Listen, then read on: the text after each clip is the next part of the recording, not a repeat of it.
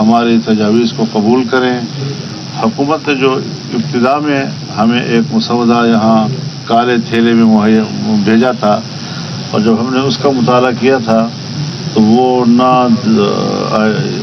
آئین کا تقاضا پورا کر رہا تھا، نہ جمہوریت کا، اور نہ آئینی اور جمہوری اداروں کا، نہ عدلیہ کا.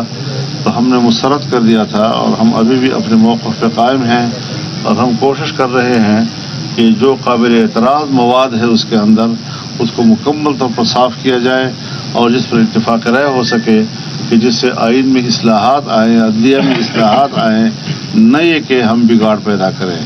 ہم نے 18ویں ترمیم کے ذریعے سے بھی ماضی کے جتنے بگاڑ تھے آئین کے اندر ان کو صاف کیا تھا، لیکن اس کے باوجود 19ویں ترمیم کے ذریعے سے عدالتی اصلاحات میں جو پارلیمان کا کردار تھا اس کو ختم کر دیا گیا. ہم یہ بھی تجویز کر رہے ہیں کہ آئینی 19ویں ترمیم کو ختم کیا جائے اور واپس 18ویں ترمیم کو، کہ جتنے بگاڑ تھے آئین کے اندر ان کو صاف کیا تھا، لیکن اس کے باوجود 19ویں ترمیم کے ذریعے سے عدالتی اصلاحات میں جو پارلیمان کا کردار تھا اس کو ختم کر دیا گیا.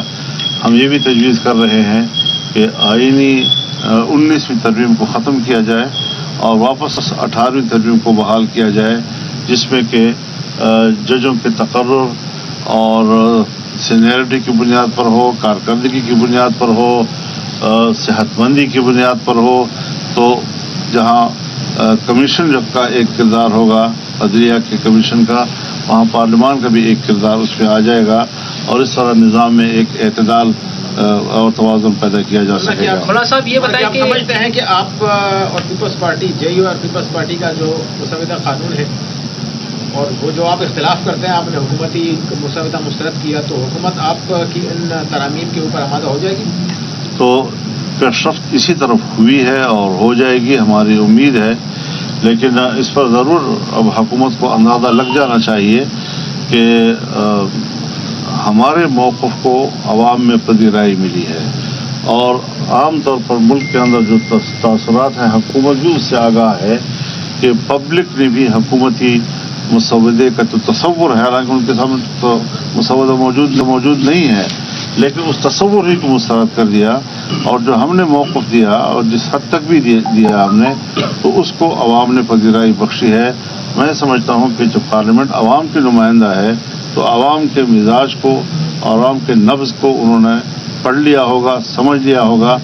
ہمیں عوام کے خواہشات کو نظر انداز نہیں کرنا چاہیے، نہ ہم اس کے متحمل. مولانا صاحب یہ بتائیں کہ پشتون تحفظ موومنٹ کے حوالے سے آپ نے بات کی، تو پہلے سے جب یہ مسئلہ ہو رہا تھا ان کو شہید کرنے سے پہلے کیا پہلے مذاکرات نہیں ہو سکتے؟ دوسرا سوال یہ ہے کہ پاکستان تحریک انصاف جب ان کے ساتھ آپ کے ساتھ بیٹھی ہے اور آپ کے ساتھ بات کری مسلسل، تو اگر ان کو کچھ اعتراضات ہیں اس مسودے کے بارے میں تو اس کے ساتھ کس طرح چلیں گے؟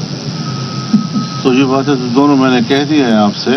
البتہ یہ بات آپ کہہ رہے ہیں کہ آپ نے اس سے پہلے PTM کے جلسے کے حوالے سے، تو آپ جانتے ہیں کہ وہ مکمل طور پر جلسے پر پابندی لگ گئی تھی، اور صرف یہ نہیں کہ حکومت نے فیصلہ کیا بلکہ صوبے کا نمائندہ ایڈیشنل ایڈوکیٹ جنرل اس نے صوبائی حکومت کی نمائندگی کرتے ہوئے پشاور ہائی کورٹ میں بیان دیا کہ جلسہ نہیں ہونا چاہیے، اور کورٹ نے بھی فیصلہ دے دیا کہ جلسہ نہیں ہوگا اور کہیں بھی نہیں کر سکیں گے.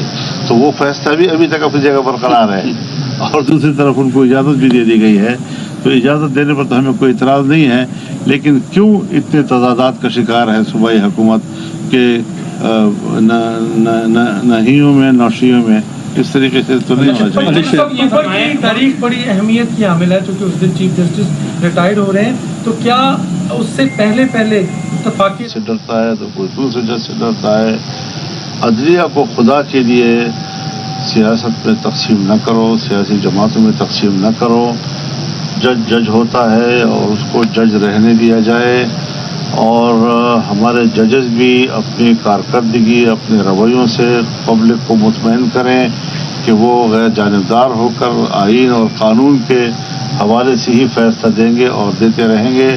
لہذا 25 اکتوبر اور 25 اکتوبر کی باتیں ریٹائرمنٹ کی تو ہے، تو ٹھیک ہے ریٹائر ہو جائیں گے، لیکن یہ ہے کہ نظام تو چلنا چاہیے اور نظام میں توازن پیدا کرنا ہے. ہم نے بھی عدلیہ کا اعتماد بحال کرنا ہے، اور عدلیہ نے بھی قوم کا اعتماد بحال مولانا کیا. صاحب آپ نے حوالے سے ہی فیصلہ دیں گے اور دیتے رہیں گے. لہذا 25 اکتوبر اور 25 اکتوبر کی باتیں ریٹائرمنٹ کی تو ہے تو ٹھیک ہے, ریٹائر ہو جائیں گے, لیکن یہ ہے کہ نظام تو چلنا چاہیے اور نظام میں توازن پیدا کرنا ہے. ہم تو ناظرین یہ تھی میری آج کی ویڈیو. ملتے ہیں نیکسٹ ویڈیو میں, تب تک کے لیے اللہ حافظ.